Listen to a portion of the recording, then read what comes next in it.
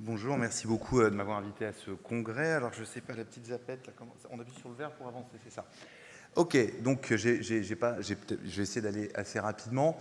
Donc la chirurgie rhino-sinusienne, c'est un modèle qui est évidemment pertinent pour l'ambulatoire. Ça fait partie des sous-spécialités de l'ORL. C'est un modèle pertinent parce qu'on a une standardisation des techniques chirurgicales et endoscopiques qui est assez constante, qui est assez universelle, avec des techniques qui sont à peu près toutes les mêmes, faites par les mêmes opérateurs, que ce soit en ville ou dans les CHU ou dans les hôpitaux publics.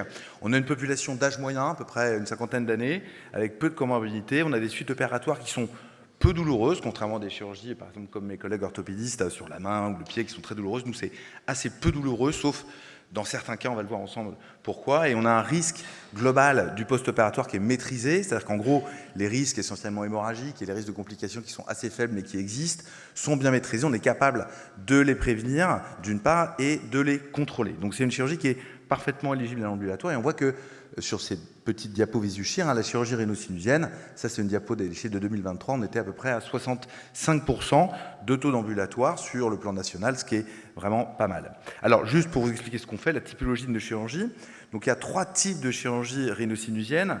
Il y a la chirurgie de restructure, c'est-à-dire les septoplasties et les rhinoceptoplasties, qui sont un peu le locomoteur, la locomotive de la chirurgie ambulatoire. C'est celles qui sont le plus réalisées en ambulatoire et c'est les premières qui ont été faites comme ça.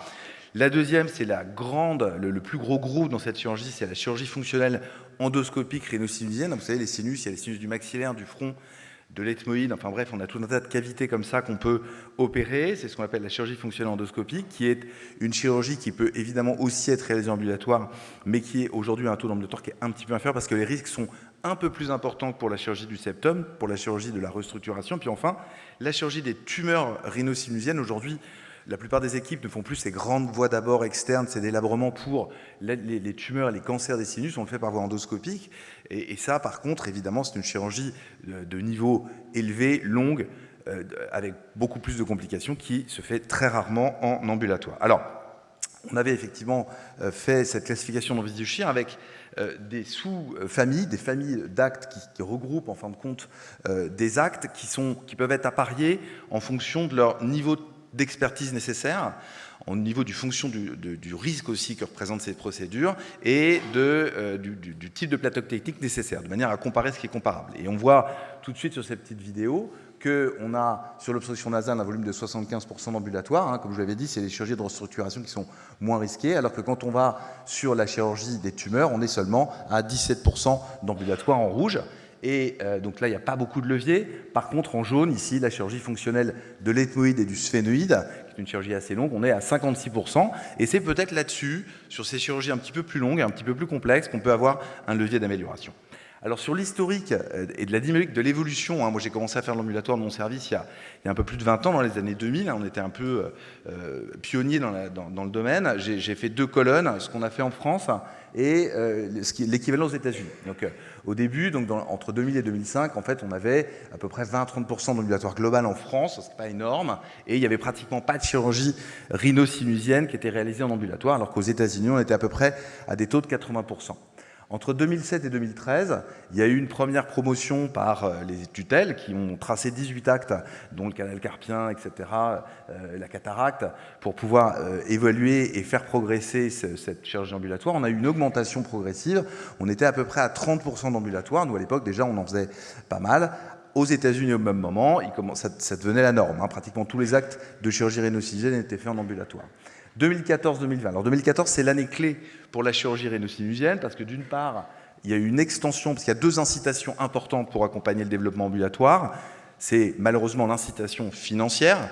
Et en 2014, il y a tous les actes, 111 actes qui étaient éligibles, qui ont été mis au même tarif entre l'hospitalisation et l'ambulatoire pour cet acte chirurgical. Ça veut dire que la plupart des structures, en particulier privées, ont dit aux chirurgiens, maintenant c'est fini, vous faites de l'ambu parce qu'on ne va pas garder les gens une nuit, ça coûte trop cher.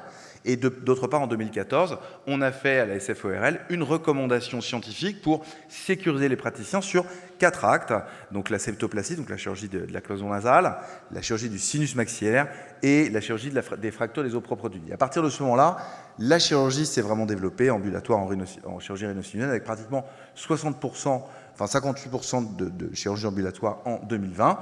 Et ensuite, depuis 2020, on a les chiffres Chaque année, grâce au logiciel Visuchir, aujourd'hui, on est à peu près à 68% de taux d'ambulatoire, ce qui est pas mal, mais on peut faire mieux. On a un objectif théorique qui est à plus de 90% aux États-Unis. C'est la norme absolue. Toute la chirurgie rénosinusienne fonctionnelle est faite en ambulatoire, avec des grosses séries maintenant qui montrent des taux de complications majeures inférieurs à 1% et un taux de réhospitalisation à 30 jours de 3 à 4%. Alors, quelles sont les contraintes spécifiques pour l'ambulatoire de notre spécialité? Donc là, j'ai mis l'amont et l'aval. Alors en amont, les contraintes spécifiques de notre parcours, c'est qu'on a un temps opératoire moyen de 78 minutes, toute chirurgie confondue.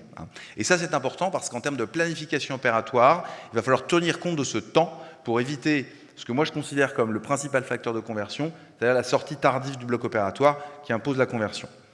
La deuxième chose, c'est les douleurs post-opératoires. Ça, c'est un des facteurs majeurs de conversion dans la littérature, quelle que soit la spécialité. Et nous, on peut vraiment... Il y a des spécialités où c'est difficile. Encore une fois, je pense à l'orthopédie, la chirurgie de la main, ça fait mal. Nous, ça fait pas mal, notre chirurgie, sauf si on met des tampons dans le nez, si on met des mèches dans le nez. Vous savez, les gens, avant, quand ils étaient opérés du nez, des sinus, on mettait des mèches, des fois qui faisaient 1 mètre de long, des trucs pas possibles. C'est extrêmement douloureux. Ça favorise le saignement. C'est tout à fait nocif. C'est pas bon du tout. Et donc, cette douleur, elle dépend du saignement. Donc ça, c'est un deuxième levier important, c'est d'éviter au maximum le tamponnement nasal. Et puis, le troisième problème d'amont, qui est en train de faire l'objet de beaucoup de discussions dans les groupes auxquels je participe, c'est le syndrome d'apnée du sommeil. Normalement, c'était la règle de les hospitaliser. Aujourd'hui, l'ASFAR autorise l'ambulatoire pour l'apnée du sommeil à partir du moment où le patient peut utiliser son appareil dès le soir de l'intervention. Donc, il faut évidemment qu'il puisse respirer, qu'il n'y ait pas de mèche, enfin au mieux, mais comme souvent il est encombré, il faut absolument qu'il ait un masque facial prévu par l'ORL ou l'anesthésiste en préopératoire. Les deuxières contraintes spécifiques à notre spécialité, qui sont des optimisations organisationnelles d'aval, c'est le risque immédiat hémorragique qu'il va falloir contrôler, être capable de dépister. Et le deuxième risque, c'est les risques de complications graves. Nous, on travaille à côté du cerveau, à côté de la dure mère et à côté des yeux. Et donc, il y a un risque un peu inférieur à 1% d'avoir une complication au niveau de l'œil ou de la méninge qui sont potentiellement graves, mais qu'il faut savoir dépister, à la fois par le personnel soignant, les infirmières, les aides-soignantes, qui vont être capables de dépister ces complications graves en post-opératoire, pendant le séjour, avant la mise à la rue. Alors, les taux de réhospitalisation en chirurgie rénosinusienne, on les voit sur ces chiffres-là. En ORL, on est à peu près à 7%. Si on va en chirurgie rénosinusienne, on tombe à peu près à 4%, ce qui correspond au chiffre américain. Et ensuite, quand on va un peu plus loin dans les sous-spécialités, on voit que quand on clique sur la chirurgie de l'obstruction nasale, on va arriver à un taux de 3%. Sur la rhinoplastie, on arrive à un taux de 2%, donc ouais, c'est très faible. Et puis alors, plus on va aller vers des chirurgies évoluées, et puis là où on a un levier, on arrive à des taux de 6%. Donc vous voyez que ça correspond à peu près à ce que je vous disais tout à l'heure. On a, en fonction de la famille, la sous-famille de ORL en Visuchir, un taux de gravité qui est un peu plus important. Évidemment, quand on arrive sur les chirurgies des tumeurs, on arrive à 20%. Donc là, évidemment, la chirurgie ambulatoire ne s'envisage pas a priori. Quels sont les leviers d'amélioration qu'on va avoir ? Il faut un encouragement institutionnel et un encadrement scientifique. C'est ce que je disais en début de ma présentation. L'encadrement institutionnel, c'est celui de la CNAM, celui de l'État. Valorisation des tarifs, évidemment, mais surtout rédaction de recommandations scientifiques pour sécuriser les praticiens et les encourager à faire ceci. Il faut optimiser sur le plan organisationnel le parcours ambulatoire. On va le voir un petit peu après, plus en détail. Je vais essayer d'accélérer un petit peu parce que je crois qu'on est un peu en retard. Limiter les douleurs, les saignements, proscrire le tamponnement et organiser au mieux la continuité des soins. Moi, je vais vous montrer le parcours qu'on a, nous, dans mon service, qu'on a mis en place, qui est un parcours un peu spécifique, qui est un peu différent de celui qui est dans beaucoup de structures. Donc, c'est un parcours... En fait, on a monté... le professeur Lescan parlait du papier qu'on a fait avec Diane sur comment dire, la transition vers l'ambulatoire qu'on a fait. C'est suite à un voyage qu'on a fait aux États-Unis.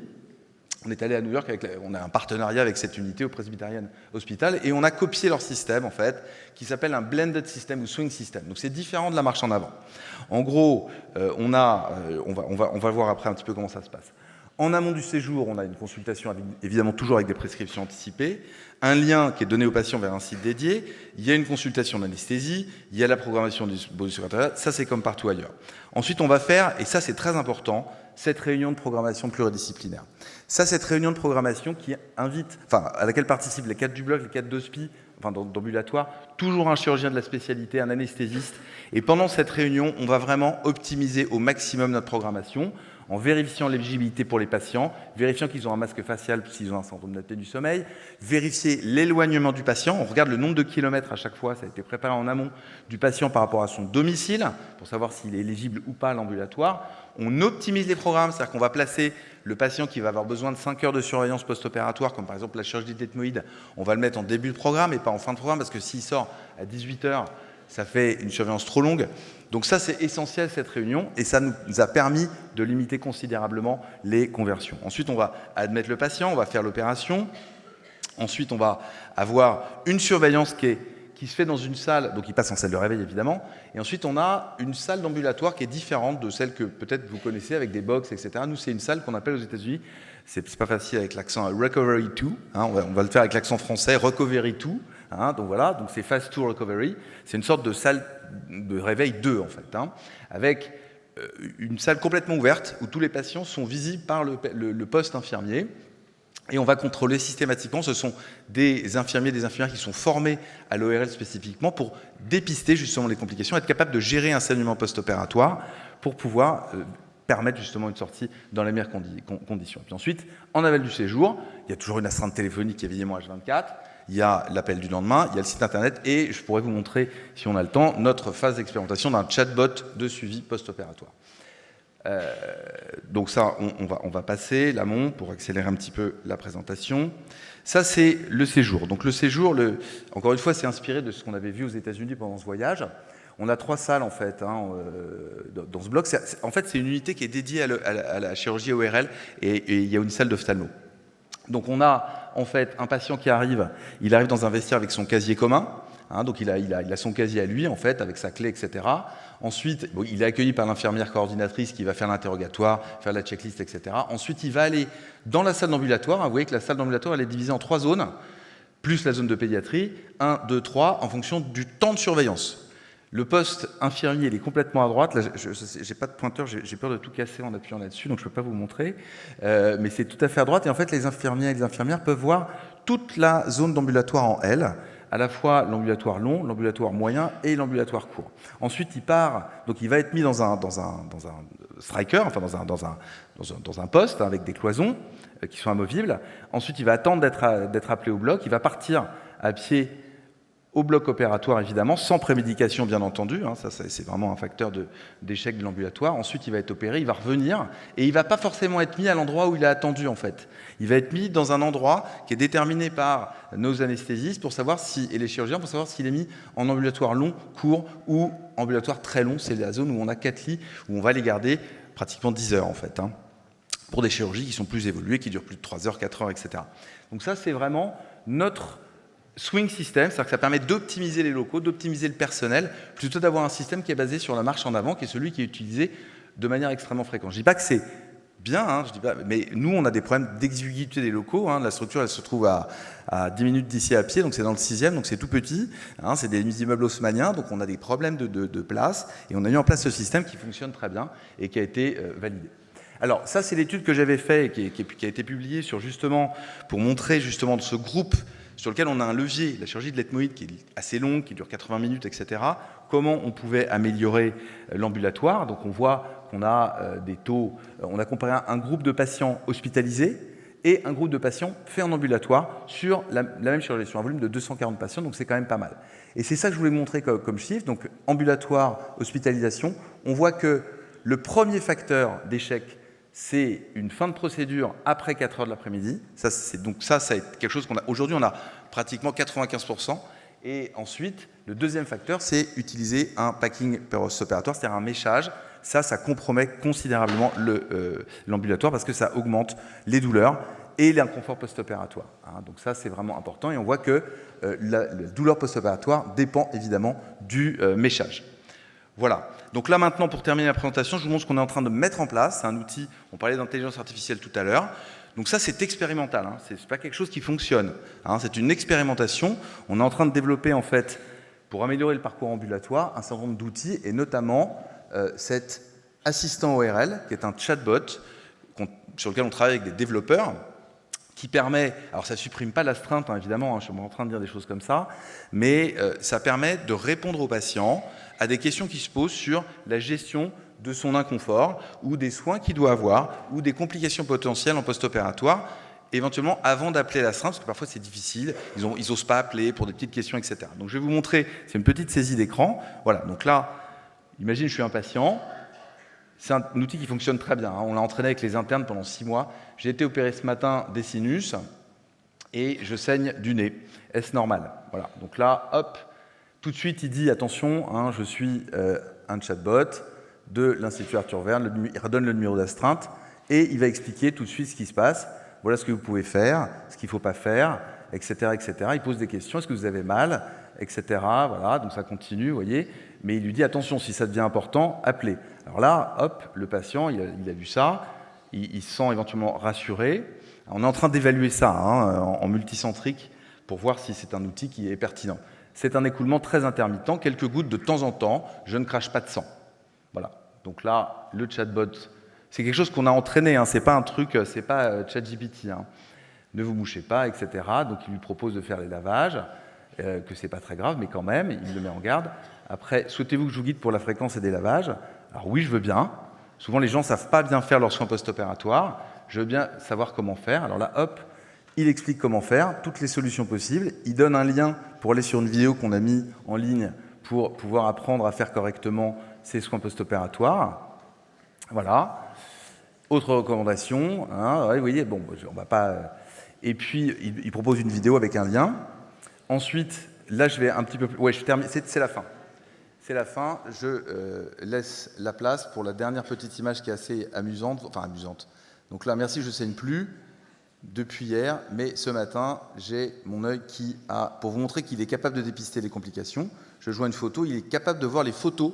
On a entraîné, moi je me suis mis du sang sur des pansements, enfin des tas de choses. Et là, voilà, j'envoie un hématome orbitaire et il va répondre que c'est grave. Vous avez un hématome orbitaire, etc. Il faut tout de suite appeler, etc. Voilà. Voilà, c'est un chatbot qui peut être un outil de plus pour favoriser justement la surveillance post-opératoire. C'est un outil qui est en cours de développement. Merci beaucoup pour votre attention.